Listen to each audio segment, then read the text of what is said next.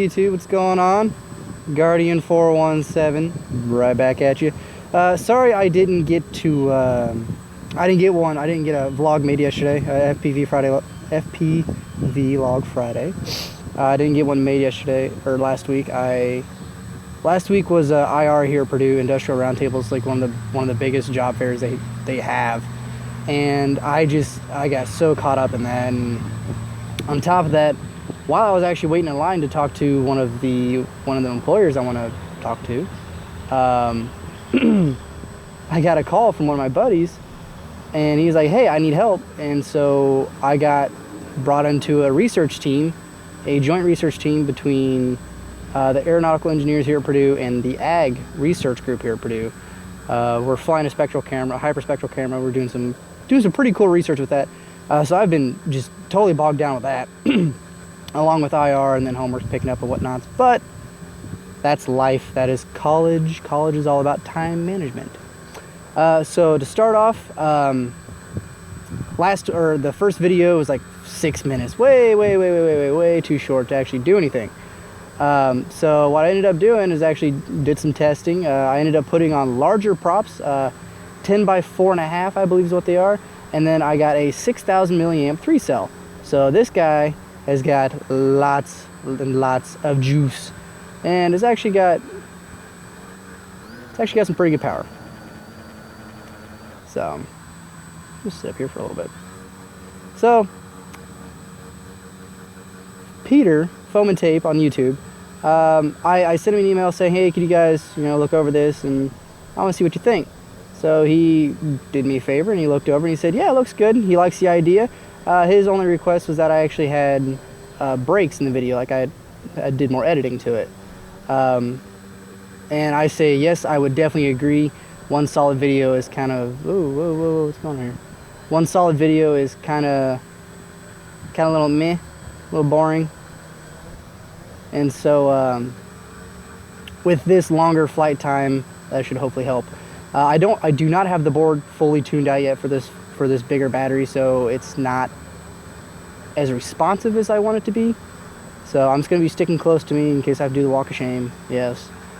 But so that is Peter's input from Foam and Tape on YouTube, and he's also part of Flight Test now.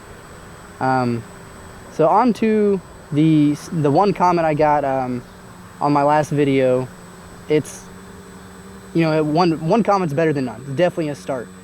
So to you, Carson Crook, thank you very much, man. Thank you for taking interest in my videos, or my idea, I guess. And thank you for actually posting on there. He said that he's been flying for a couple years now, and that he actually wants to get into FPV also. And he wants to use the Flight Test Electra Hub. And to that, sir, I say, good idea. Flight Test, I'm a huge advocate for them, like I said last time. They make great stuff. They have great ideas. It's all open forums. If you have any input you want, any change you want that you think would make them better, they're all ears. I love it. They're all ears. It's awesome. So definitely grab the Electra Hub. And along with the Electra Hub, it cleans your entire system up, and it gives you the flexibility of whether or not you want to do tricopter, hexacopter, quadcopter, octocopter, X8, Y6, all these crazy different designs. The Electra Hub will let you do that. I'm not sure about the actual power specifications, or I guess what's it called? I guess just the voltages and amperages you can pull through that board. I'm sure it's quite a bit. But yes, I would definitely start with the Electra Hub. As long as you know what you want, what you want to design, then you can go from there. Electra Hub is definitely a good idea. Then he asked if it's weird seeing yourself while flying FPV. And at first, yes, it was super weird. I wasn't used to it. And so I was like, what is, I was like, well, this is super weird, blah, blah, blah. But now it's kind of like, it's not whatevs, it's still cool. But it's just something you kind of get used to over time, seeing yourself fly. Because for the most part, it's literally an out-of-body experience. So, I mean, I can kick my feet and everything, yeah. But it's kind of like, So when you're flying FPV, you're really not moving all that much. And so seeing yourself fly, it is cool because you're like, it's kind of like seeing yourself in the mirror after a really long time, or after, you know, a fresh, like, if you like redid your entire wardrobe, haircut and everything, then seeing yourself flying FPV is kind of cool because it's something new. You know, you're not used to looking at yourself from that perspective. But that's one of my favorite things about FPV. Just being able to see what's around me and not actually looking through my eyes, if that makes sense. It's just a cool new perspective. Then he asked if I ever got dizzy flying FPV. As far as flying FPV, not really. I mean, if stuff starts weird stuff starts happening, I just kind of focus on one point, and I kind of drive whatever I'm doing to that one point, and that you know, it kind of clears everything up. So I have given some people rides, like the way my ground station is set up. I do have a portable DVD player I use as like a screen in case someone wants to watch, or if someone really wants to sit in the goggles, then I'll let them sit in the goggles and I'll try to fly the screen. I really can't fly the screen that well because it's just not my thing. I have to have the goggles or some sort of something immersive. I wonder, I'm gonna try to get up here since you can't see it. That little box it's actually my left, but to your right, to the right of me, you see a little gray thing right there on the right side of that box? That's a portable DVD player. That's kind of my screen I use for if people want to give rides. Yeah, see like the little shake right there? Like, I'll be getting rid of that here soon with more testing. But anyways, I think the first time I got kind of disoriented, but I mean, the biggest thing about that is just don't stand up while you're flying. Just always sit down, or yeah, just sit down on something. I've seen some people can fly FPV. Those guys they're crazy. They're awesome. Right now, because I've been changing up my system so much, I can't do that because I'm not sure what's going to happen. There's a bug on my arm. It's a bee. I'm not sure what's going to happen. Excuse me. So actually standing up and moving around is going to be kind of weird. And I'm tethered to my antenna. I don't have the module yet. Excuse me. So that's basically it. And again, guys, and gals, if you have any questions about getting into FPV, what it's like flying, what I'm using, I don't want to say suggest. I do, you know, I don't favorite companies, but I do try to do a lot of research on still what's out there, even though I have my own setup. I still try to stay in the loop, see what's current. So if you have any questions at all just about FPV or just flying RC, please ask.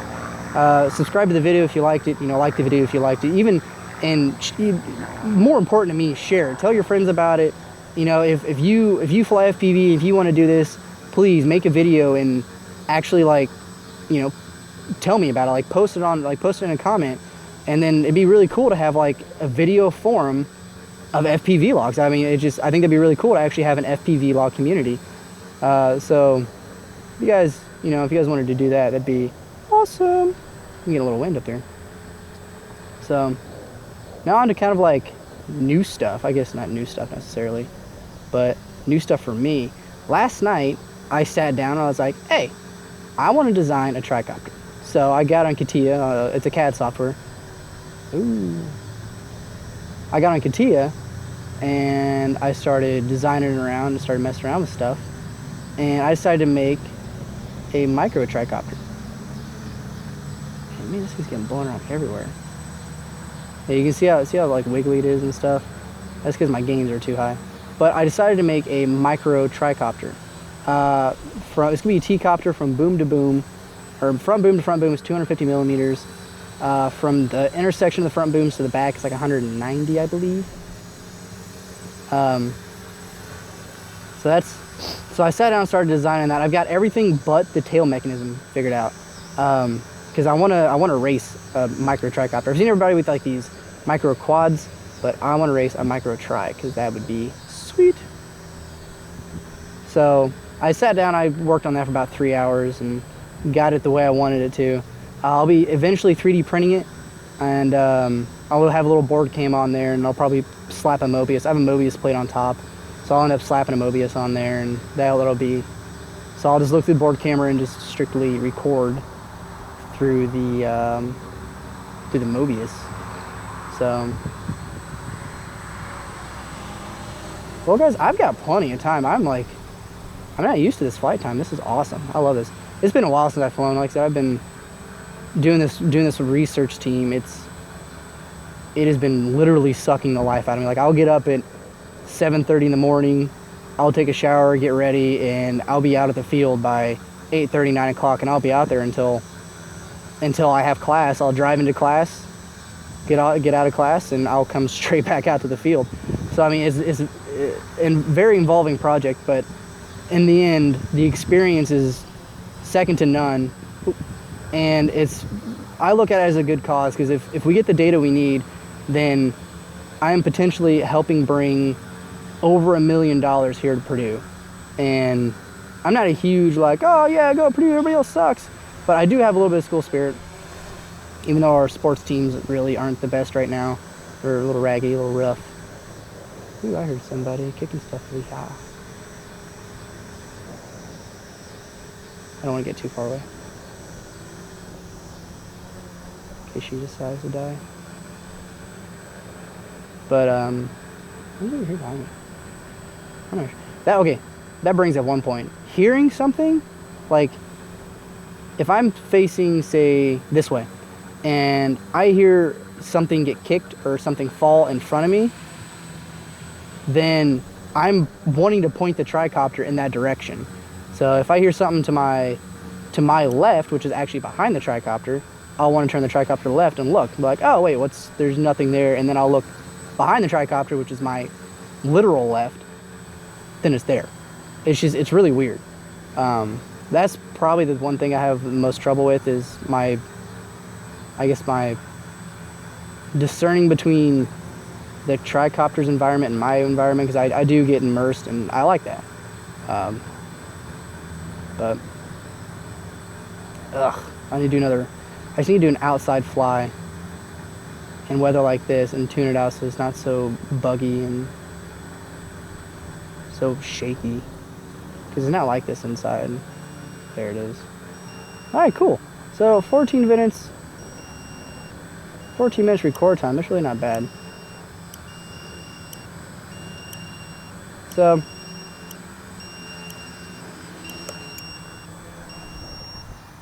alright guys, so that is the FPV Friday, or FPVlog Friday.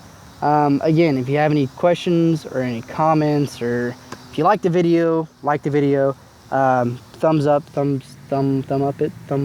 it, I guess is what it's called. You know, if you want, I'm gonna try to get these out weekly, so if you like it, thumbs up. If you want to see more, please subscribe. The more subscribers, the more likes I get, the more I'm gonna want to do these movies, the more I'm gonna remember, oh hey, it's Thursday, I need to make this video so I can get it out Friday. And yeah, let's try to build this community, you know. So keep asking questions, keep commenting, keep giving me feedback to make my videos better. And you know, if you have anything you just want to talk about, hit me up, guys, and then I'll bring it up here on the video, as long as it's, I guess, PG, or as long as it's appropriate. I'll bring it up on here, and you know, we'll do this week by week, and hopefully soon somebody will actually join into the video forum and start making their own videos, and we can chat back and forth by the week. So all right guys, so till next week, have a good one.